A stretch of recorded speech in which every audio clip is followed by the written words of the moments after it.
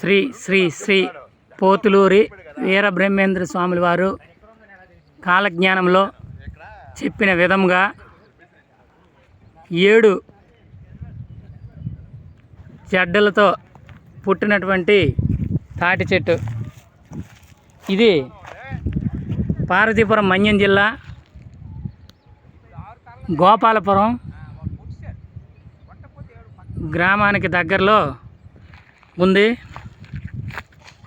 విశ్వబ్రాహ్మణులందరూ కూడా దీన్ని వీక్షించి ఆ బ్రహ్మంగారి కాలజ్ఞానం గురించి అతను చెప్పినటువంటి వాక్యాలని అందరికీ అర్థమయ్యే విధంగా మన విశ్వబ్రాహ్మణ సోదరులు అందరూ కూడా 10 మందికి తెలియచేస్తారని కోరుకుంటున్నాం.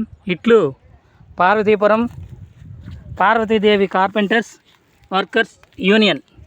చూడండి బ్రదర్స్, ఈ కాయలు కూడా చూడటానికి అదో రకంగా ఉన్నాయి. ఇది మన ఏరియాలో ఉండడం అనేది చాలా గర్వించదగ్గ విషయం. Thank you friends, share me.